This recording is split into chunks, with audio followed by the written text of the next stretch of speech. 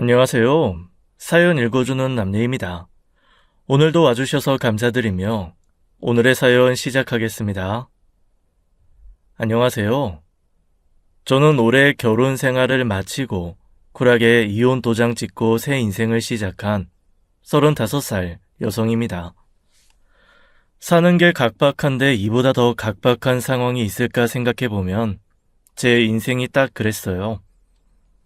정말 지옥 같았던 5년 결혼 생활을 끝낸 제 이야기 한번 들어보시겠어요? 저는 평생 소원이 정말 좋은 남자 하나 만나 행복하게 살고 싶다 였습니다. 정말 소박한 꿈이었죠. 저희 부모님은 늘 행복한 가정이 가장 중요하다고 말씀하시는 분이셨어요. 그래서 저도 부모님처럼 화목한 가정을 꾸리고 싶었고요. 친구들은 저마다 부푼 꿈을 꾸었지만 저는 그런 것보다 가족이 중요했습니다. 하지만 소원은 말 그대로 소원이지요. 사실 20대 중반까지는 뭘 해도 나 잘났다 하면서 살았습니다.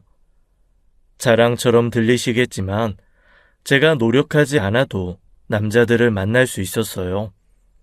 뭐 누구나 그런 시기가 있듯이 저도 정말 인기 많았던 시기가 있었습니다. 하지만 20대 후반부터 갑자기 인기가 또 끊기지 뭡니까? 친구들은 죄다 연애하거나 결혼해서 행복한 신혼생활 하느라 저 혼자 깍두기였어요. 혼자 솔로 생활을 하다가 지쳤는데 마침 소개팅이 떡하니 들어왔습니다. 아는 지인의 소개였지만 사실 소개팅도 처음이라 겁도 있었어요. 그러나 이렇게 혼자 있으니 누구라도 만나보자고 생각해서 힘주고 나갔습니다. 소개받은 남자는 직장도 좋고 인물도 헐친한 사람이었어요. 나이 차가 5살 나긴 했어도 직장 탄탄하겠다. 얼굴도 제법 반반해서 한눈에 반했습니다. 그 사람이 바로 제 남편이었어요. 남편도 제가 싫진 않았는지 첫 만남부터 열정적으로 다가왔습니다. 우리 둘은 만난 그날 사귀게 되었어요. 지인의 소개로 만났지만 지인의 말처럼 저희는 찰떡 궁합이었습니다. 두 사람이 잘 맞을 것 같아서 소개해준다는 말을 우스갯소리로 넘겼었는데 남편과 저는 둘이 정말 잘 맞았어요. 자기, 이번에 놀러 가고 싶은 곳 있어? 나 캠핑 가고 싶은데 요즘 캠핑 유행이잖아. 역시 나랑 잘 맞아. 내가 안 그래도 캠핑장 예약해놨어. 진짜 자기 센스 장난 아니다. 너무 좋아. 마치 제 생각을 다 뚫고 있는 듯이 남편은 제가 원하는 것을 다 알고 있었습니다. 남편과 저는 죽이 척척 맞았어요. 그러다 보니 1년 사이에 우리의 관계는 더 깊어졌고 번갯불에 콩 구워 먹듯 결혼까지 결정했습니다. 친정에서는 그렇게 빨리 결혼해도 되냐고 걱정하셨어요. 하지만 나이도 있다 보니 사람 있을 때 얼른 가는 것도 나쁘지 않겠다 했던 것 같습니다. 그렇게 많은 사람들의 축복 속에서 저희는 결혼을 했고 남부럽지 않은 결혼 생활이었어요. 결혼 생활 4년 차까지는 정말 아무 문제 없이 잘 지냈습니다. 친구들이 모이면 가끔 남편 이야기가 나오잖아요. 제 친구들도 그랬습니다. 자기 남편은 요즘 뭐하고 지낸다, 남편 때문에 못 살겠다 등등의 말들을 늘어놓았죠. 그런데 한 친구가 꺼낸 말이 남 이야기 같았습니다. 내 친구 남편이 바람 피워서 지금 이혼 소송 중이래. 이혼 소송? 누구랑 바람 피웠대? 자기 회사 여직원이랑 바람 피웠다지. 진짜 너무 어이없어. 오피스 와이프가 진짜 있더라고. 아유, 남자들은 왜 그래?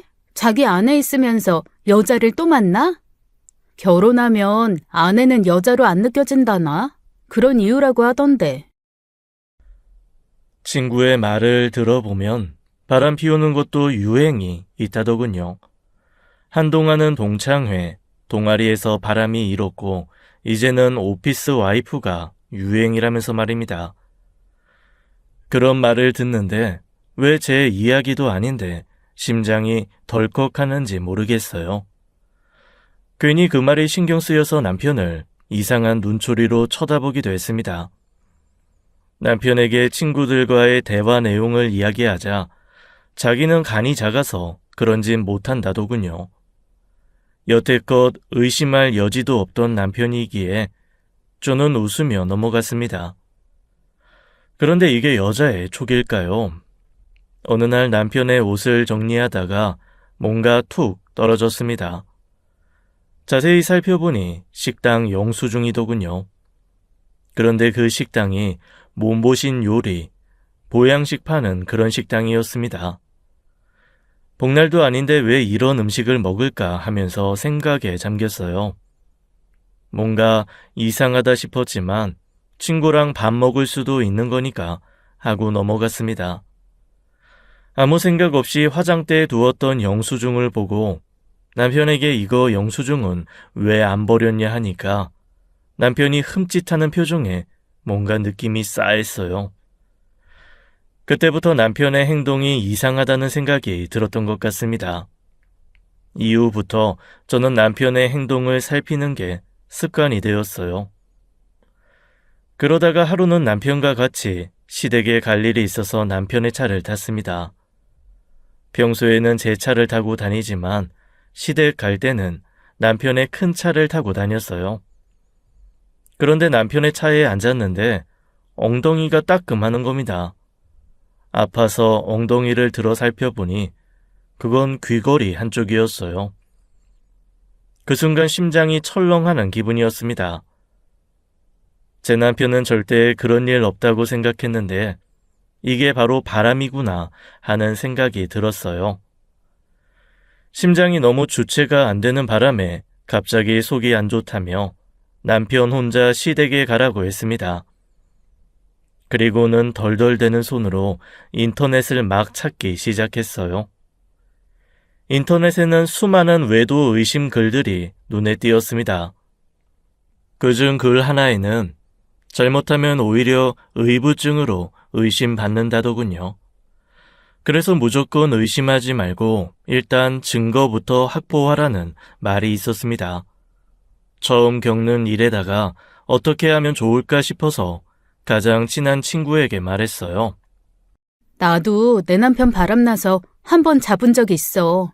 일단 핸드폰부터 뒤져봐. 친구의 말을 듣고 보니 요즘은 핸드폰이 필수니 그 안에 뭔가가 있겠거니 했습니다. 남편은 저와 시댁에 가지 않자 일찍 식사만 하고 돌아왔어요. 갑자기 이런 적은 없었기에 그래도 걱정은 됐는지 몸은 괜찮냐고 물었습니다. 하지만 남편이 바람을 피우고 있다고 생각이 들어 걱정되는 말도 반갑지 않았어요. 그날 밤 저는 남편이 곤히 잠들기만을 기다렸습니다. 사실 원래 제 성격 같았으면 남편에게 화를 내고 뒤집어 엎었을지 모르지만 바람은 장난이 아니잖아요. 이게 단순한 흥미일지 아니면 정말 큰 외도일지 모르니 그래서 제 마음을 다잡고 증거부터 확보하자고 생각했죠. 하지만 웬일인지 남편은 그날따라 잠이 안 온다며 혼자서 영화를 다 보기 시작했습니다. 밤늦게까지 기다리다가 결국 제가 먼저 잠들어 버려서요. 그 다음 날도 아침 일찍 일어난 남편은 서둘러 준비하고는 출근해버렸습니다. 바람을 의심하기 시작하자 오만 것들이 신경 쓰이더라고요. 일찍 나가길래 그날은 일찍 귀가하겠거니 했으나 남편이 마침 친구들과 술자리가 생겼다고 했습니다. 그래? 오랜만에 만나는 자리니 재밌게 놀다가 들어와. 술자리라서 좀 길어질 수도 있어. 알겠어. 나 먼저 저녁 먹고 쉴게. 평소라면 술자리 있으면 많이 먹지 말라고 잔소리했겠지만 이날은 남편에게 자유 권한을 주었어요. 남편이 술을 많이 먹고 들어오기만을 바랬습니다. 아니나 다를까 고삐 풀린 남편은 술을 징탕 먹고 만취가 되어 들어왔습니다. 남편은 술에 취해서 비틀거리면서 들어오더니 씻지도 않고 잤습니다. 저는 이때다 싶어서 남편의 핸드폰을 열어보았어요. 하지만 이럴 수가. 남편의 핸드폰은 아주 깨끗했습니다. 마치 제가 뒤질 것을 아는 듯이 거의 초기화 수준으로 아무것도 없었어요. 이 정도면 진짜 바람이 아니라 내가 오해했구나 할 정도였습니다. 친구도 아무런 증거도 없고 깨끗하다고 하니 네가 오해한 건 아니냐고 하더군요. 하지만 그날 남편의 차에서 발견한 귀걸이가 분명 수상했습니다. 바람 피우는데 핸드폰이 그렇게 깨끗할 수 없었기에 한동안은 잊고 지냈어요. 어떻게 보면 속내로는 차라리 내 남편은 아니길 바라는 마음도 있었을지 모릅니다. 하지만 문득문득 떠오르는 생각 탓에 제 마음속에 폭이란 있을 수 없었습니다. 저는 이후에도 간혹 남편이 씻으러 들어갈 때마다 핸드폰을 찾아봤어요. 핸드폰에는 전화번호라든지 사진이라든지 뭔가 남아있는 게 없었습니다. 하지만 저는 발견하고야 말았어요. 하루는 회사에서 서류를 하나 보내달라고 하기에 남편의 노트북을 열었습니다. 메일을 보내고는 무심코 서류 양식을 찾는 도중 검색어에 여자 운동화가 있는 것을 발견했어요. 심장이 쿵쾅쿵쾅 뛰었습니다. 평소 제 운동화 사이즈도 모르는 남편이기에 분명 제 것은 아니라는 것을 알고 있었어요. 그래서 회사에는 반차 내고서 남편이 일찍 끝나는 날 미행을 결심했습니다. 나 오늘 친구들 만날 거야. 좀 늦어도 이해해. 아, 그래? 그럼 나도 저녁 먹고 들어갈게. 알겠어. 이따 봐. 저는 태연하게 남편에게 친구들 만날 약속이 있어서 집에 늦게 들어간다고 했어요. 그래야 남편이 경계를 풀고 그 여자를 만나겠거니 했습니다. 그리고서는 남편의 회사 앞에서 몰래 기다렸어요. 회사 끝나는 시각이 되자 남편은 서둘러 차를 끌고 어딘가로 가기 시작했습니다. 회사에서 20분 정도 떨어진 곳까지 가서 차를 세운 남편은 어떤 여자와 만났어요.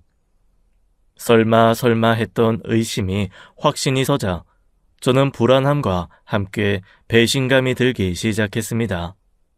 저 자식이 미쳤나? 감히 나를 놔두고 바람을 피워? 저는 서둘러 차에서 내려서 그 현장을 덮치려고 했어요. 남편은 웃으며 그 여자와 이야기를 하고 있었습니다. 당장이라도 그 여자의 면상도 보고 싶었고 남편의 웃는 얼굴을 한 대 갈겨야겠다고 생각했죠. 그리고 빨리 이 현장을 잡지 않으면 놓쳐버리고 만다는 생각이 들어서 차를 급히 세웠습니다.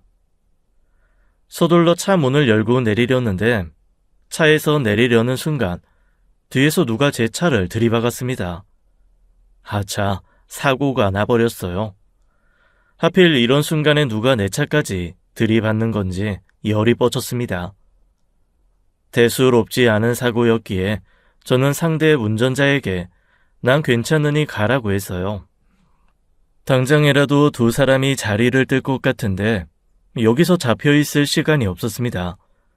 하지만 제 차를 박은 가해자가 자꾸 저에게 연락처를 달라고 하고 경찰을 불렀어요.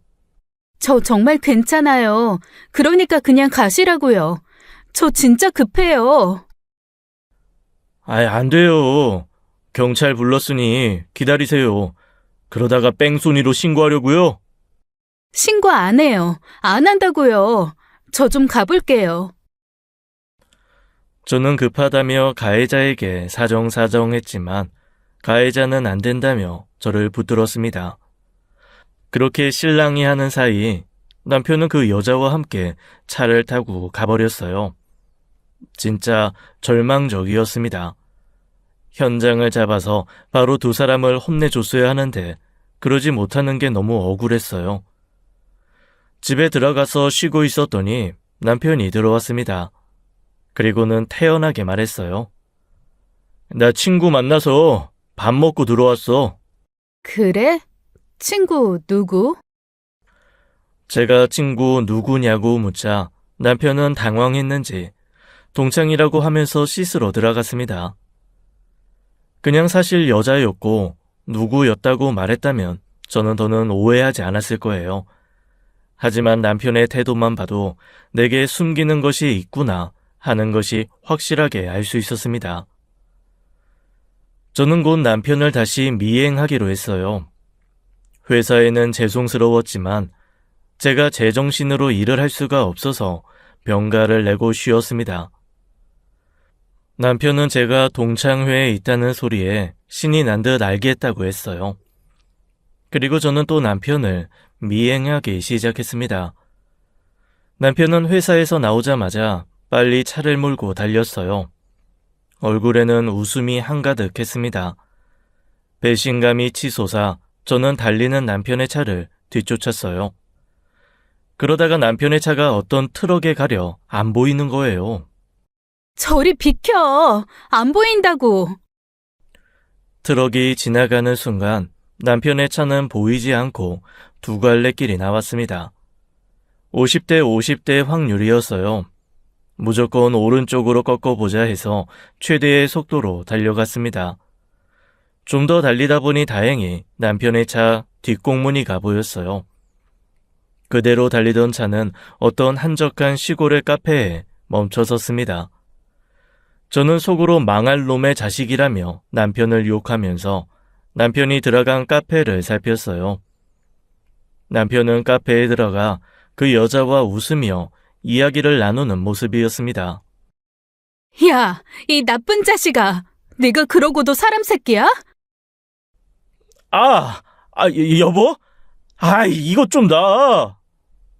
내가 나타나니까 겁나니? 뭐 달고 태어난 놈은 믿을 게 없다고 딱 너를 말한 거네. 여보, 오해야, 오해. 웃기고 있네. 야, 이년아. 넌 안에 있는 남자랑 만나서 불륜을 저지르고 싶니? 아니라니까, 여보. 이 사람, 내 누나야. 뭐? 저는 흥분해서 남편의 뒷머리채를 잡고 소리 질렀어요. 남편은 아프다면서 저에게 손 좀 놓고 말하라고 했습니다. 저는 씩씩대다가 누나라는 남편의 말을 듣고 벙쪘어요. 그도 그런 게 결혼한 지 4년이나 되었지만 남편에게 누나가 있다는 말은 처음 들었으니까요. 남편은 그 여자가 불륜녀가 아닌 이복 누나라고 말하더군요. 솔직히 저는 믿을 수가 없어서 둘을 번갈아 봤어요. 이복 누나여도 누난데 이렇게 안 닮았어? 남매가 뭐 다 닮았냐? 외탁, 친탁 다 다르지. 제 말에 남편은 자기가 아버지가 외도로 낳은 자식이라 말할 수 없었다고 했어요. 저도 결혼 전에 시부모님이 이미 돌아가신 상황이라 그런 사실은 전혀 몰랐습니다. 그저 부모님이 안 계신 남편이 안쓰러워 더 애정을 주었던 것도 사실이었어요. 남편은 자신이 외도로 태어난 아들이라는 걸 알면 제가 실망할까봐 계속 말하지 못했다고 했습니다. 그리고 만약 제가 이 사실을 알았다면 결혼을 했겠냐고 물어봤어요. 사실 그런 일은 한 번도 생각해 본 적이 없었기에 저는 뭐라 답을 하기가 어려웠습니다. 남편은 겁을 하면서 너도 이렇게 나오는데 내가 어떻게 말하겠냐고 했어요. 그 이야기를 들으니 남편이 한편으론 불쌍해 보이기도 했고요. 엄마는 달라도 우리는 남매니까 최근 들어서 서로 연락 트고 자주 만났어. 근처에서 만나면 왠지 오해받을 것 같아서 외곽에서 만난 거야.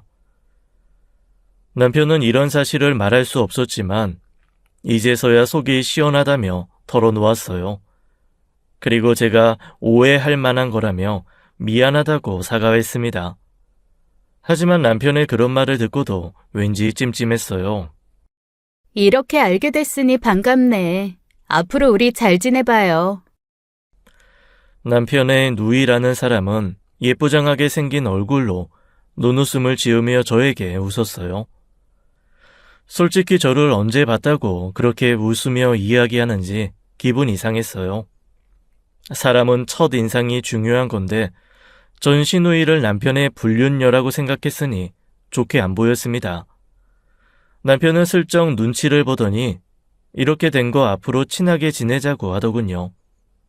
불쾌해하는 저에게 오해 말라며 같이 차나 마시고 가자고 했습니다. 하지만 같이 차 마시는 동안 저보다 아주 둘은 죽이 잘 맞는데 그마저도 왠지 기분이 이상했어요. 집으로 가는데 남편은 시누이를 데려다 주겠다고 출발했고 저는 먼저 집으로 돌아왔습니다. 시누이를 데려다 준다는 남편은 2시간이나 넘어서 들어왔어요. 누나 데려다 준다더니 왜 이렇게 늦어? 집 앞에서 차 안에서 이야기하다 보니 그렇게 됐네. 우리 인연이 좀 깊잖아. 아무리 그래도 그렇지. 솔직히 이런 중요한 일을 나한테 말했어야 하는 거 아니야? 미안해. 솔직히 들킬 줄 몰랐어. 그럼 평생 나 속이고 살려고 했니? 이거 사기 결혼이나 똑같아. 미안해. 이젠 진짜 숨기는 거 없어. 한 번만 용서해줘. 진짜 한 번만 더 날 속여봐. 너 그땐 국물도 없을 줄 알아. 남편은 굽신대면서 저에게 쩔쩔맸어요. 솔직히 남편이 외도해서 낳은 자식이라는 것도 기분이 좋지 않은데 처음 보는 시누이가 생겼으니 제 심정이 어땠겠어요. 진짜 그날은 남편의 밉상 맞은 얼굴을 몇 번이나 꼬집고 난 후에야 잠이 왔습니다. 어쨌든 부모도 안 계신데 시누이라는 사람이 있으니 서로 왕래가 잦아지기 시작했어요. 고삐가 풀린 듯한 남편은 뭐만 생기면 시누이에게 가져다 주자고 했습니다. 없던 시댁 식구가 생겼는데 남편은 속 편해 보였어요. 집에 건강식품이라도 선물 들어오면 냉큼 가져다가 시누이에게 갖다 줬습니다. 저는 그런 남편이 정말 짜증이 나기도 했어요. 야, 네 누나한테 하는 거에 10분의 1이라도 우리 부모님한테 해봐라. 나쁜 자식아. 알았어. 장인 장모님한테 이번에 용돈 좀 보내드려. 그래 놓고는 시누이에게도 줄 선물을 보고 있더군요. 혼자 사는데 필요한 게 많다면서 직접 챙기는 성의를 보였습니다. 나한테 그렇게 관심을 보였다면 밉상 맞아 보이진 않았을 거예요. 자기 누나라고 끔찍히 챙기는 것 같아서 괜히 기분이 나쁘기도 하고 이상하게 그 시누이에게는 정이 안 갔습니다. 남편은 툭하면 혼자 사는 시누이가 걱정된다며 밤이고 낮이고 이것저것 사다 나르고 전화도 자주 했어요. 저에게는 그러지 않던 사람이 시누이와 통화만 하면 화기애애하고 애교까지 부렸습니다. 그런 남편을 아기 다루듯 하는 시누이가 더 밉상이구나 싶었어요. 그러다가 하루는 볼 일이 있어서 마트에 갔는데 거기서 오랜만에 시고모님을 뵀습니다. 평소에 잘 뵐 일이 없었는데 근처 친구네 집에 가시는 길에 선물을 사려고 들렸다고 하셨어요. 저는 그런 고모님께 생각을 좀 하다가 시누이에 대해 여쭤봤습니다. 고모님, 최근에 그이 누나랑 만났는데요. 원래 연락 안 하고 지내세요? 동헌이 누나? 동헌이한테 누나가 어딨어? 네? 그이는 배다른 이복 누나가 있다고 하던데요. 아이고, 무슨 해괴 망측한 소리야. 네 시아버지 그런 사람 아니다. 네가 오해한 거야. 뭐라고요? 정말 없던 일인 거죠? 저는 진짜 머리가 뱅뱅 도는 것 같았어요. 시 고모님을 만나지 않았다면 남편의 거짓말을 지금까지 까맣게 모를 수밖에 없었습니다. 시 고모님은 펄쩍 뛰시며 시아버지는 외도라는 걸 끔찍히 싫어하는 사람이라고 했어요. 이 새끼가 정말 나한테 가족으로 사기를 쳐? 저는 앞불싸 눈구렁이 남편의 거짓말에 내가 당했구나 싶어서 정말 하늘이 노랗게 보였습니다. 시고모님께 이야기를 듣고 돌아서는데 태연하게 거짓말하던 남편이랑 그년 얼굴이 떠올라 너무 끔찍했습니다. 저를 속인 만큼 그 년놈들에게 복수를 꼭 해주자 다짐했죠. 두 사람은 얼굴에 철판을 깔고 제 앞에서 남매 노릇을 하던 모습이 자꾸 떠올랐어요. 이것들을 어떻게 해야 하나 고민 많이 했습니다. 그리고는 남편에게 작정하고 시누이의 집에 가자고 했더니 멍청한 남편은 좋다고 하더군요. 시누이의 집에 가보니 두 사람이 다정하게 찍은 사진이 있었습니다. 그 사진을 보는데 너무 열받았어요. 저는 뒤늦게 만난 남매라 핏줄이 당겨 애정이 깊냐는 식으로 비아냥댔습니다. 사진을 보더니 불륜녀는 남편을 보며 씩 웃기만 했어요. 저는 일부러 실수인 척 그 액자를 탁 쳐서 깨버렸습니다. 어머, 실수했어요. 어쩜 좋아요? 아, 이거 아끼던 액자인데 어쩔 수 없지. 괜찮아. 불륜녀는 제가 액자를 깨자 표정이 일그러졌지만 남편이 있어서 그런지 애써 괜찮다고 말했어요. 저는 불륜녀와 남편이 액자를 치우는 사이에 화장실에 가서 그 여자의 칫솔을 훔쳤습니다. 그러면서 웃긴 것이 옆에 남편의 칫솔도 버젓이 있더군요. 열받은 저는 남편의 칫솔을 변기에 쓱 한번 닦아서는 얹어놓고 나왔어요. 나중에 꼭 그 칫솔로 이 닦기를 바라면서 말입니다. 제가 당한 것에 비하면 그 정도 복수는 애교죠. 그 다음날 저는 두 사람의 칫솔을 가지고 유전자 검사를 신청했습니다. 두 사람이 발뺌 못하게 확실하게 잡을 수 있어야 한다고 생각했으니까요. 유전자 검사 결과가 나오는 날 솔직히 마음이 복잡했습니다. 아니었으면 좋겠다는 마음도 있었지만 걸리기만 해보라는 생각이었어요. 역시나 두 사람의 검사 결과는 빼도 박도 못하는 완벽한 남이라고 나왔습니다. 서로를 바라보는 그 눈빛은 남매의 눈빛이라고 볼 수 없었죠. 남편은 그 여자와 있는 현장을 저에게 딱 걸리니 자기 부모님을 팔아 누나라고 둘러댄 것이었습니다. 완벽한 남편의 속임수에 당하고 만 것이었어요. 저는 제 앞에서 애교 떨던 남편의 면상과 눈웃음을 쪼개던 불륜녀를 떠올리면서 분노에 차서 복수를 다짐했어요. 이 개자식과 개상년, 너넨 내 손에 죽었어. 그 둘을 생각하면 바로 불러서 혼내주고 싶었지만 그렇게 가볍게 넘기고 싶진 않았습니다. 내가 당한 만큼 그 둘도 꼭 피눈물을 흘리게 해주겠다고 생각했죠. 남편과 그 불륜녀의 가증스러운 면상을 떠올리며 어떻게 할까 잠도 못 자고 고민했습니다.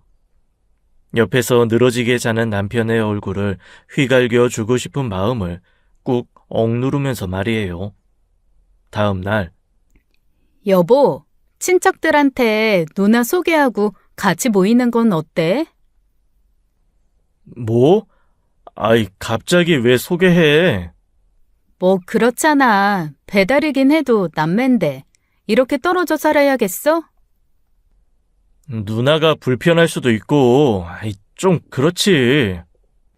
형님이 왜 불편해? 솔직히 불편하면 외도로 낳은 자기가 불편해야지. 그렇긴 한데, 어차피 우리끼리 오가고 있는데 뭘. 그러니까 이번 추석 때 가족 모임에 데리고 가자. 일단 누나하고 상의 좀 해볼게. 남편은 제가 불륜녀를 친척들에게 소개하자며 추석 모임에 데려가자 하니 당황해하는 것 같았습니다. 얼마나 놀랐는지 식은땀을 뻘뻘 흘리더군요. 그런 모습이 웃기기만 했습니다. 저는 일부러 전화를 들어 시 고모님에게 전화하려고 하자 남편이 제 전화를 빼앗았어요. 너무 놀라시게 하지 말고 전화부터 드리려고 한다니까 남편은 그럴 필요 없다며 자기가 이야기하겠다고 했습니다. 그날부터 제가 전화만 들기만 하면 남편은 긴장해서는 옆에서 안절부절 못했어요. 혹시라도 그 사실을 말할까봐 겁이 났던 거겠죠. 그렇게 말로만 해서는 안 되겠다 해서 그 둘을 혼내주려고 고모님과 약속을 잡았습니다. 그리고는 카페로 그 불륜녀를 불렀어요. 불륜녀는 저와 누군가 앉아있자 남편에게 이야기 들은 게 생각났는지 후다닥 내빼버렸습니다. 저는 그런 불륜녀를 뛰어가서 붙잡았어요. 왜 그냥 가세요? 고모님이랑 인사시켜드리려고 했는데요. 아, 갑자기 급한 일이 생겨서 미안해. 다음에 내가 따로 인사드릴게. 그래도 사람 성의가 있지. 어른이 밖까지 나오셨는데 어쩜 너무 예의가 없으시네요. 그치. 내가 정말 미안해. 다음에 크게 한턱 쏠게. 오늘은 안 되겠다. 다음엔 얼굴이라도 비추시고 인사 제대로 하세요. 안 그럼 저 화낼 거예요. 불륜녀는 진땀을 빼며 알겠다고 하면서 서둘러 뛰어가 버렸습니다. 그 정도로 겁을 먹다니 그만한 심장으로 바람을 잘도 피웠다 싶었죠. 그날 남편은 불륜녀에게 이야기를 들었는지 저보고 시고모님을 만났냐고 물었습니다. 저는 몇십 년 만에 만난 누이 얼굴 한번 보여드리려고 했다고 하니 남편은 아무 말도 못한 채 혼자 끙끙 앓더군요. 저는 이런 작은 복수로는 성에 차지도 않았습니다. 남편에게 매일같이 친척들 모일 때 누나를 데려가자며 이야기했더니 남편은 별별 핑계를 다 댔습니다. 누나가 그 소식에 충격을 받아서 자기의 연락을 피한다면서 말이에요. 저는 그러면 어차피 가족인데 만나야 한다면 제가 직접 설득해 보겠다고 했죠. 그랬더니 남편은 아니라면서 저에게 다음 모임에 꼭 부르겠다고 했습니다. 하지만 핏줄도 아닌 자기 불륜녀를 가족 모임에 당연히 부를 수 없었겠죠. 저는 어차피 친척들 모여서 얼굴 좀 트고 살자며 시댁 식구들을 집으로 부르겠다고 남편을 겁줬어요. 남편은 불륜녀가 해외여행을 가서 바쁘다며 다음으로 미루자고 했습니다. 불륜을 감추기 위해 참 애쓰는 모습에 찌질해 보였어요. 그런 사실을 듣고 나서 제가 자꾸 부르자 불륜녀는 저와 같이 만나는 것도 불편해했습니다. 그러고는 만나자고 하면 아프다 바쁘다 할 일이 있다며 둘러댔어요. 그러면서 자기 둘끼리 뭐라고 통화하는지 남편은 쩔쩔매면서 통화하는 게 보였습니다. 저는 그런 남편을 보면서 꼴사나운 모습이라고 생각했죠. 그런 남편을 보며 저는 더욱 괴롭히고 싶어졌습니다. 남편은 저 때문에 불륜녀와 만나지 못하는 것도 힘들어 보였어요. 그런 마음의 싹도 싸그리 잘라주고 싶었습니다. 형님은 언제까지 혼자 살 거래? 자기가 챙겨주는 것도 한두 번이지. 나이도 있으신데 결혼하셔야지. 아직 제 짝을 못 만난 거지. 뭐 요즘은 혼자도 살기 좋지. 아유, 혼자가 뭐가 좋아. 다 늙어서 혼자 살다가 고독사해. 내가 좋은 남자 하나 소개해줄게. 뭐? 무슨 남자를 소개해줘? 아직 형님도 결혼하기에 괜찮아. 형님보다 연하가 나을까, 연상이 나을까? 당신한테 하는 것 보면 아무래도 연하가 나을 것 같기도 하고. 안 돼. 안 되긴 뭐가 안 돼? 자기가 형님 남친이라도 돼? 잘 돼서 결혼하면 좋지 뭐. 신경 안 쓰이고. 신우이 행세하는 불륜녀에게 연하남을 소개해 주겠다고 하니 남편은 안 된다며 저를 말렸어요. 제가 아는 동생 중 잘생긴 동생을 언급했더니 크게 당황하더니 밥 먹다가 사례까지 들려서는 한참 기침을 했습니다. 저는 남편에게 여자 마음은 여자가 잘 안다면서 끼어들지 말라고 했어요. 그 말을 듣고 남편은 불안해하며 전전긍긍했죠. 그리고 저에게 누구랑 연락하는 거냐며 계속 집착했어요. 하지만 저는 남편의 집착에 신경 쓰지 않고 계속 연락을 주고받았죠. 그러자 남편은 화가 났는지 내가 먼저 만나보겠다고까지 말했어요. 저는 불륜녀와 셋이 만날 때 그녀에게 잘생긴 동생 사진을 보여주었습니다. 불륜녀는 슬슬 남편의 눈치를 보면서 사진을 뚫어지게 보더군요. 남편보다 잘생긴 얼굴이 내심 마음에 들었나 봅니다. 그러더니 집에 와서는 둘이 싸우는 건지 한참을 밖에서 통화를 하는데 남편의 화내는 목소리가 들렸어요. 싸우고서 기분이 좋지 않은지 남편은 계속 심통을 부리고 짜증을 내는 모습을 보였습니다. 그런 남편을 보면서 저는 말했어요. 약속 잡아놨으니 형님한테 전해줘. 뭐? 아이, 진짜 약속 잡았다고? 형님 결혼시켜야지. 동생이면서 어쩜 그리 무관심해? 저는 정말 약속 잡았다면서 남편에게 다그쳤습니다. 시누이에게 잘 전달해서 꼭 데리고 나오라면서 말이죠. 약속 당일 남편은 기어코 그 자리에 쫓아나왔습니다. 하지만 소개팅은 거짓말이었기에 불발됐고 그런 불륜녀를 보면서 남편은 화가 난 것 같았습니다.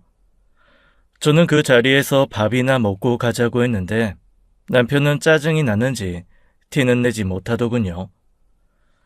그 일로 둘이 다퉜는지 한동안 셋이 보자고 하면 질색하면서 피했습니다. 저는 그런 남편을 더 열받게 만들기로 했어요. 둘이 어찌 풀었는지 모르지만 또 시누이 집에 간다고 하면서 나가는 남편에게 같이 가자고 했습니다. 저녁 시간에 둘이 만나는 것은 곧 뻔한 일이니까요. 남편은 제게 집에 있으라 했지만 저는 둘이 내 험담을 하는 거 아니냐며 쫓아갔습니다. 가는 동안 제가 깜짝 서프라이즈를 해줄 테니 신우에게 말하지 말라고 방문했죠. 남편을 먼저 들이밀고 들어가자 불륜녀는 슬립 하나만 걸치고 나왔더군요.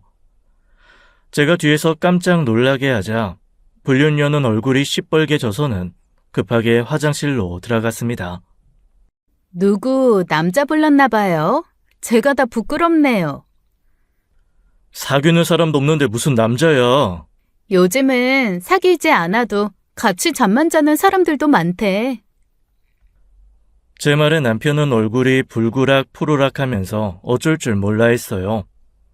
저는 남편에게 불륜녀의 집에 혼자 가지 말라고 했습니다. 다른 사람들이 보면 남편과 그렇고 그런 사이인 줄 오해하겠다면서 말이죠. 저는 계속 불륜녀에게 다른 남자가 있는 것 아니냐며 캐물었는데 남편은 순간 버럭하고 소리쳤습니다. 자기 여자에게 다른 남자가 있다는 생각만으로도 분노가 일었는지 화를 내더군요.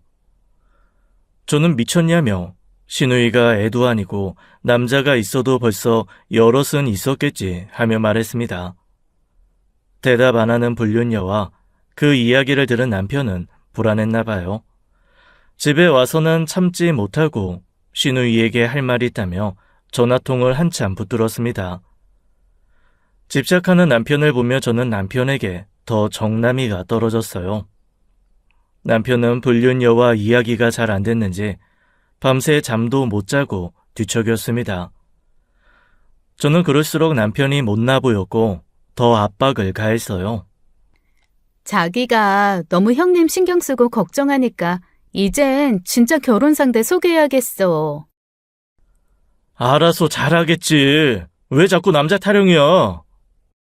중이 제 머리 못 깎는데 내가 결혼정보 회사도 알아봤어. 아니, 뭐 결혼하는데 돈을 들여. 형님 나이 생각해봐. 결혼정보 회사 가면 원하는 남자들하고 소개팅하면 빨리 갈 수 있어. 남편은 제 말에 이러지도 못하고 저러지도 못하고 안달이 났습니다. 저는 일부러 남편 드러나며 불륜녀에게 원하는 남자 타입을 알려달라고 하며 말했어요. 불륜녀가 말하는 남자 유형을 말하자 남편은 기분이 좋지 않은지 벌떡 일어나 밖으로 나갔습니다. 제가 정말 결혼까지 밀어붙일까봐 속이 꽤 타는 것 같았어요. 저는 다음 날 쿨하게 남편 카드로 불륜녀를 결혼정보회사에 가입시켜줬습니다. 남편은 어떻게 이걸 자기 카드로 긁냐며 흥분했지만 저는 말했어요. 내가 늙어서 형님 시중까지 들어야 돼? 그리고 다 늙은 형님 좀 그만 쫓아다녀. 마마보이도 아니고 창피한 줄 알아. 제 말에 남편은 부끄러웠는지 말도 못하고 끙끙 앓는 것 같았습니다. 자기 돈으로 불륜녀의 결혼정보회사까지 등록해주니 배알이 꼴렸을 거예요. 속으로 너무 통쾌했어요. 결혼정보회사가 그렇게 비싼지 몰랐는데 남편은 그것도 속이 쓰렸나 봐요. 불륜녀와 만날 때마다 제가 쫓아다니니 저를 따돌리려고도 많이 했습니다. 하지만 저를 따돌릴 수는 없었죠. 남편은 자기가 다른 짓을 하는 것도 아닌데 왜 이렇게 쫓아다니냐고 하더군요. 집에 나만 놔두고 맨날 어딜 그렇게 다녀? 치사하게. 나도 같이 다닐 거야. 애처럼 왜 그래? 누나랑 할 이야기 있다고. 내가 남이야? 무슨 이야기를 그렇게 하는지 나도 좀 듣자. 집에 좀 있어. 다음에 같이 보면 되잖아. 싫어. 나도 같이 놀아. 아니면 내가 다른 친구 한 명 더 부를까? 남편은 결사 반대했지만 저는 제가 아는 친구를 부르겠다고 했습니다. 그리고는 제가 아는 친구 중 정말 멋진 남자 사람 친구 한 명을 불렀어요. 그 친구에게는 사전 설명을 해놓고 그 불륜녀를 꼬연해보자 했습니다. 남자 사람 친구는 남편과 불륜녀가 저에게 그런 행동을 한 것을 생각하면 가만두고 싶지 않다고 했어요. 다 같이 만나고 제가 그 친구와 친한 모습을 보이자 남편도 신경 쓰는 것 같았습니다.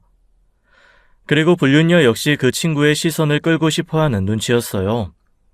남편은 나이가 있었지만 그 친구는 키도 크고 저와 동갑이라 솔직히 좀 더 시선 끌만한 사람이었죠. 친구여도 그렇지 너무 친하게 지내는 거 아니야? 형님이랑 잘 되게 해주려고 부른 거야. 다른 신경 쓰지 마. 남편은 제가 그 친구랑 친하게 지내는 것도 싫고 불륜녀와 그 친구랑 사이가 좋은 것도 싫었나 봅니다. 밥 먹다가 흘리기도 하고 계속 뚫어지게 그 친구에게만 시선을 주고 있었어요. 그러다가 불륜녀가 술을 마시다가 흘리자 제 친구가 적극적으로 닦아주는 걸 보고 폭발했습니다. 그 손 떼! 어디 함부로? 여보, 되게 예민하다. 흘리면 닦아줄 수도 있지. 그래, 동원아. 난 괜찮아. 불륜녀는 그 친구에게 빠져서 눈치가 없이 남편에게 자기는 괜찮으니 놔두라고 했어요.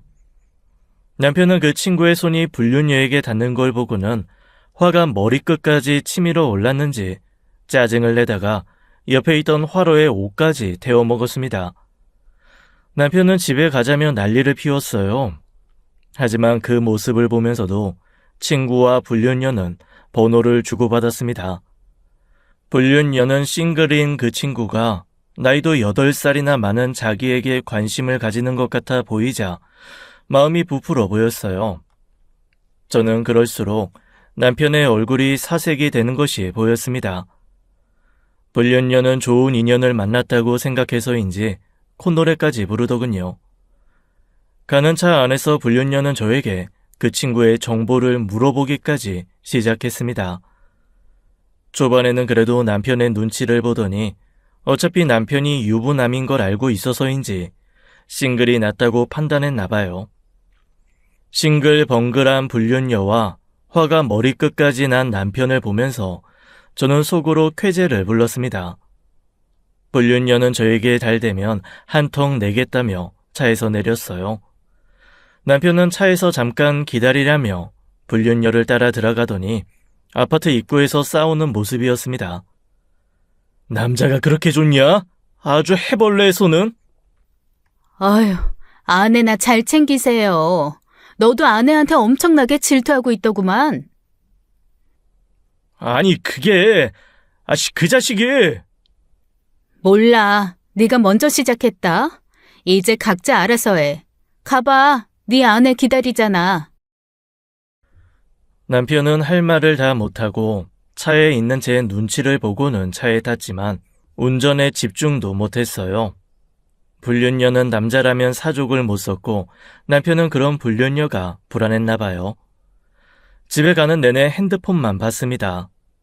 그리고 집에 와서 깡소주를 마시더군요. 저는 그런 남편을 위해 친구와 불륜녀의 약속을 잡아주곤 소식을 알려주었습니다. 글쎄, 둘이 잘 되려나 봐. 다음엔 둘이 만난대. 뭐? 야, 그걸 왜 둘이 만나게 둬? 나이 30 넘은 사람들의 연애까지 왈가왈부하니? 속 좁은 영감탱이야. 남편은 안절부절 못하며 두 사람이 가까워질까봐 걱정했나 봐요. 저는 친구에게 적당히 불륜녀를 상대하다가 연락을 끊으라고 했습니다. 불륜녀는 남편과 한동안은 연락도 하지 않은 채 친구와 만나거나 연락했어요. 야, 나이도 많으면서 거짓말에 여우짓에 엄청나게 밝히더라. 그러니까 내 남편을 꼬셨겠지. 진짜 생각 같아선 여자고 뭐고 걷어차주고 싶던걸. 남편이 그 여자한테 눈이 멀었나 봐. 이제 슬슬 끝낼까? 친구는 불륜녀랑 만나주는 것도 지친다고 했습니다. 자기에게 온갖 선물 공세를 다하면서 사귀고 싶어서 안달이 나 보였대요. 남편이 하도 붙어먹길래 그들이 되게 가깝고 떼어낼 수 없는 사이인 줄 알았더니 그것도 아니었던 겁니다. 제 친구는 놀아줄 만큼 놀아줬다 싶어 일방적으로 연락을 끊었어요. 그러자 불륜녀는 제 친구와 갔던 곳을 다 찾아다니면서 힘들어했습니다. 그러면서 저에게 그 친구와 연락되느냐고 자기 너무 힘들다고 제 앞에서 울었어요. 남편은 그런 불륜녀를 보며 자신을 진심으로 좋아한 게 아니라는 생각에 쭈그러든 것 같았습니다. 불륜녀는 상당히 힘들어했고 그 일로 남편과 크게 싸웠어요. 남편은 저에게 차마 말은 못했지만 안 피던 담배까지 피워대며 속을 태웠습니다. 무슨 사춘기 사랑에 빠지고 시련을 겪은 사람처럼 굴었어요. 사실 그때 분위기로는 두 사람이 헤어질 것 같기도 했습니다. 하지만 둘 다 욕정에 눈이 멀었는지 불륜녀가 힘들어할 때 남편이 불륜녀를 위로하면서 다시 가까워졌어요. 그러다가 결정적으로 남편의 행동에 너무 화나게 하는 일이 있었습니다. 집안 대청소를 하다가 우연히 발견하게 된 비상금 통장이 하나 있었어요. 아마도 자기가 결혼 전에 모아뒀던 돈과 상여금 일부를 빼놓고 했던 통장이었나 봅니다. 그 통장을 보니 그 여자와 모텔 간 내역, 그리고 그 여자에게 사줬던 선물들이 찍혀 있더군요. 그 여자에게 쓸 돈은 있고 저에게는 어쩌다 한번 사주고서 생색내는 남편을 골려주고 싶었습니다. 저는 그 통장을 들고 가서 있는 돈을 다 뺐어요. 남편은 뻔히 같은 비밀번호를 쓰는 것을 알고 있어서 가능했던 일이었습니다. 남편은 그 통장을 쓰려다가 잔액 부족이 떠서 깜짝 놀랐는지 집에 와서 저에게 혹시 통장 하나 못 봤냐고 물었어요. 여보, 혹시 내 통장 하나 못 봤어? 무슨 통장? 그게... 남편은 차마 저에게 비상금 통장이 있다는 걸 말하기 어려웠는지 아니라고 하고서 말을 아꼈습니다. 저는 그런 남편의 뒤통수를 집에 있던 두꺼운 책으로 세게 내려쳤어요. 남편은 갑자기 왜 이러냐고 저에게 짜증을 냈지만 저는 그의 눈앞에 그 통장을 집어던졌습니다. 어떻게 이걸... 집에 두고 이걸 내가 발견 못할 거로 생각한 네 머리는 돌덩이니? 혹시 열어봤어? 너 바람 피우면서도 돈도 잘 쓰더라. 부모 팔아가면서 바람 피우면 좋냐? 왜? 또 시누이라고 한 번 더 우겨보지. 네 족보는 개족보라고 말해봐. 처음에는 아니라고 하던 남편은 제가 유전자 검사지를 들이밀자 사색이 되었어요. 그러자 더는 말도 못하고 자기가 잘못했다고 빌었습니다. 얼굴이 뻘개져서는 자신이 한 짓을 상기하는 듯 했어요. 저는 그런 남편의 싸대기를 세차게 쳤습니다. 남편은 놀란 듯 저에게 한마디도 못했어요. 저는 그런 남편에게 온갖 욕을 다하면서 말했습니다. 내가 죽더라도 네 두 년놈들은 절대 가만 안 둔다며 말입니다. 남편은 미안하다고 자기는 이혼할 생각 없다고 했어요. 뻔한 레파토리를 하는 남자들의 말을 믿지 않았습니다. 저는 남편에게 이혼은 내가 결정한다며 이혼해도 곱게 이혼할 일 절대 없을 거라고 두고 보라고 했죠. 손이 불어 터지도록 밤이 새도록 남편을 두들겨 패고 나서 아침이 밝았어요. 저는 남편에게 그녀를 당장 제 앞에 데려오라고 했습니다. 남편은 불륜녀만은 괴롭히지 말라더군요. 얼마나 사랑하면 나보고 괴롭히지 말란 소리가 나올까 싶어서 열이 더 뻗쳤습니다. 저는 당장에 아침부터 그 여자의 집으로 향했어요. 남편은 설설 기면서 이러지 말라고 저를 따라왔습니다. 하지만 저는 그 여자 집으로 가서 냅다 머리채를 잡고 끌고 나왔어요. 그리고 아파트 앞에서 아프다고 소리치는 여자를 내팽개치고는 여자의 실체를 밝혔습니다. 이 쌍것이 바로 내 남편 꼬여낸 늙은 여우입니다. 둘이서 남매라면서 붙어먹었네요. 이것들을 살릴까요? 죽일까요? 제 말에 아파트 사람들이 한둘 나오더니 누구냐며 수군대기 시작했어요. 불륜녀는 제 발목을 잡고 집안에서 해결하자며 자기가 미안하다고 울며 빌었습니다. 하지만 저는 그런 불륜녀의 말은 들리지 않았어요. 남편은 자기의 얼굴도 알려질까봐 불륜녀의 곁에 있지도 못하고 나무 뒤에서 쩔쩔매고 있었습니다. 아파트가 작은 아파트라 그런지 금방 불륜녀의 얼굴을 알아보는 사람들이 생겼고 수군대더군요. 불륜녀는 그런 게 아니라며 울부짖었습니다. 하지만 사람들의 말소리가 저에게도 들려왔어요. 나이에 걸맞지 않게 짧은 것 입고 남자랑 팔짱 끼고 들어갈 때부터 알아봤다. 여자 혼자 살면서 결혼한 남자를 꼬이다니 미친 거다 라는 소리들을 말입니다. 남편은 보다 못해서 불륜녀를 부축하러 나왔지만 사람들의 소리에 즐겁했어요. 그 자기 안에 두고 다른 여자와 바람난 면상 좀 봅시다. 남편은 주민들의 말에 겉옷을 자기의 머리에 걸친 뒤 불륜녀를 부축했습니다. 불륜녀는 그런 남편을 보더니 황당하다는 표정이었어요. 자기의 얼굴은 다 보이는데 남편 얼굴만 숨기는 꼴을 말입니다.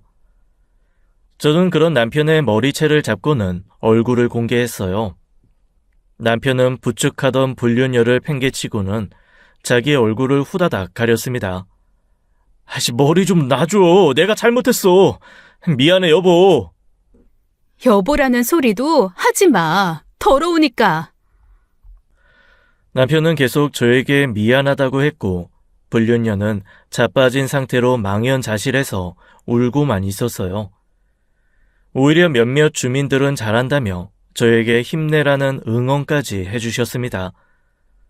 저를 속이고 행동했던 그 두 년놈들에게 이 정도는 아무것도 아니라고 생각했습니다. 그리고 저는 분이 안 풀려서 기존에 제가 알던 남편의 지인들에게도 말했어요. 남편이 친누나와 바람이 났네요. 어쩌면 좋죠? 저 이대로 살 수 있을까요? 그러면서 남편이 말했던 대화 내용과 카톡 대화 내용 캡처한 사진을 보냈습니다. 최대한 절박한 말투로 보냈더니 다들 연락이 와서 그 자식 어디 있느냐며 알려주면 가만 안 두겠다고 했어요. 믿을 수 없다는 사람들도 있었지만 그 둘의 사진과 대화 내용을 보더니 인정 안 할 수 없었던 것 같습니다. 남편의 지인들도 저와 친했기에 어떻게 그럴 수 있냐며 친구로 지내기도 싫다, 엽겹다는 반응이었어요. 심지어 걔도 자기 가족은 안 건드린다며 욕정에 발광하는 천하의 개자식으로 말하며 절 위로했습니다. 그 일로 남편에게 직접 전화해서 쌍욕하는 친구들도 많았고요. 남편은 저에게 그만해달라며 친구들에게 해명해달라고 울면서 부탁했습니다. 하지만 제가 왜 그래야겠어요? 내가 당한 것을 생각하면 그보다 더한 것을 돌려줘도 모자랐는데요. 결국 남편은 남편의 입으로 그 여자는 자기의 불륜녀라고 말하고 다녀야 했습니다. 야, 이 개자식아, 네가 아무리 본디 없이 태어났다 해도 친누나랑 그런 관계는 아니지 않냐? 아니, 그게 사실 내 친누나는 아닌데 나랑 바람난 여자야. 내가 아내를 속이려다 보니 친누나라고 했어. 뭐? 너 진짜 또라이 아니냐? 어떻게 재수 씨한테 그딴 거짓말로 불륜을 둘러대? 창피한 줄 알아. 동창회에 이미 네 소문 파다하게 퍼졌어. 넌 앞으로 나오지 마. 쪽팔리기 싫으면. 야, 네가 그래도 내 20년 지기인데 해명 좀 해주면 안 되냐? 미친 새끼, 그걸 말이라고 하냐? 나도 너 같은 사람 되기 싫어. 네가 알아서 해. 남편 친구는 남편이 여자에 미쳤다며 저에게 대화 내용들을 보내주며 아예 손절했다고 했어요. 이혼하면 혼자서 많이 힘들 텐데 도와주겠다는 사람들도 많았습니다. 그런 모습을 보면 제가 헛산 건 아니었어요. 남편 친구들은 하나같이 저 자식하고 어울리면 같은 인간 말종 된다며 남편을 피하기 시작했습니다. 게다가 남편의 친구 중 하나는 남편과 같은 회사에 다녀서 회사까지 소문이 파다했어요. 친구긴 했어도 자기 아내가 바람나서 이혼했던 사람이라 그런지 외도라는 것을 끔찍하게 싫어하는 사람이었죠. 그러다 보니 회사에서 쉽게 그 소문이 퍼져나갔던 것 같습니다. 회사에서는 불륜도 문제인데 누나랑 바람이 무슨 말이냐면서 회사 이미지를 실추시키는 것 때문에 한바탕 난리가 나서대요. 결국 남편은 자기 입으로 회사에서도 친누나가 아니라 자기 불륜녀였다고 해명하다가 윤리위원회에 불려가서 결국 퇴사하라는 결정이 떨어졌다고 했습니다. 회사 차원에서도 사내 소문이 퍼져서 골머리를 앓았나 보더라고요. 남편은 회사에 애정이 컸는데 졸지에 백수가 되어버렸던 겁니다. 이제 보잘것도 없는 남편 뭐가 예쁘다고 제 옆에 뒀겠어요. 저는 그런 남편과 이혼을 결정했고 이혼 소송과 함께 상간녀 소송도 했어요. 돈이 중요하다는 것은 아니었지만 내 잃어버린 청춘을 보상해 주는 길은 바로 돈밖에 없었습니다. 남편과 불륜녀가 남매 코스프레를 하면서 저를 속였던 과정들을 상세히 적어낸 덕에 법정에서도 판결이 쉽게 났어요. 아내를 옆에 두고 친누나라며 불륜을 저지르고 기만했다는 사실이 인정되어 남편에게도 위자료를 받고 이혼을 하게 됐습니다. 당연히 불륜녀에게도 상간녀 낙인을 찍어주고 위자료를 받았어요. 남편과도 사이가 좋지 않은지 불륜녀는 자기가 돈도 없다며 저에게 애원을 했습니다. 제가 살고 있는 아파트도 월세인데 그 보증금마저 빼면 어떻게 살아요? 내가 정말 손이 발이 되도록 빌 테니 한 번만 용서해줘요. 네? 바람도 사람 봐가면서 피웠어야지. 이제 와서 용서? 내 앞에서 시누이라면서 깝죽거릴 땐 언제고? 야, 또 해봐. 넌 네 나이가 부끄럽지도 않냐? 50대고 60대여서도 남자 등골이나 빨아먹고 살아, 이 썩을 거사. 뭐라고 욕하셔도 할 말 없어요. 그 사람하고도 헤어졌으니까 제발 한 번만 봐주세요. 됐어. 너희 부모님께 집이라도 팔아서 위자료 다 챙겨달라고 해. 난 10원 한 푼도 못 빼줘. 불륜녀는 여태 남자에게 의지해서만 살고 돈만 펑펑 쓰고 살아서 그런지 가진 것도 없었어요. 눈물 범벅이 되어서 길거리에서 저에게 엎드려서 우는데 불쌍하기보다 이런 게 쓰레기 인생이구나 싶었습니다. 제가 돌아서자 남편에게 전화해서는 갖은 욕을 다 하더군요. 위자료를 내놓으라고 고래고래 소리를 질렀습니다. 남편도 제 코가 석자인데 도와줄 수 없다고 선을 그은 듯 했어요. 생각 없이 자기 불륜녀를 제게 자기의 친누나라고 속였던 남편은 결국 주변 사람들도 다 떠나고 혼자 남았습니다. 저는 시댁 식구들에게도 다 이야기했거든요. 진작부터 뭔가 이상하다고 생각하셨던 고모님은 제 이야기를 듣고는 조카가 그럴 줄 몰랐다며 미안하다고 사과하셨습니다.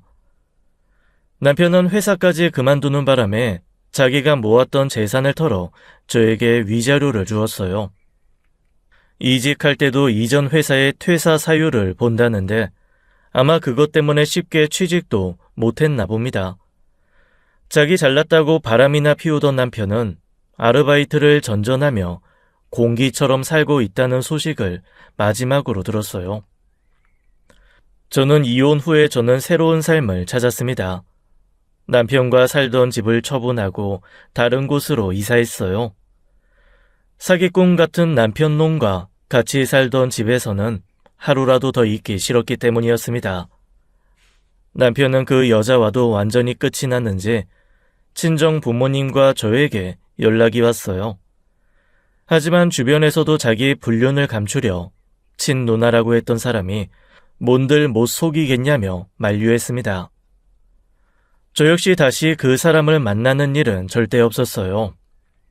제가 두려울 건 없지만 똥이 무서워서 피하겠습니까?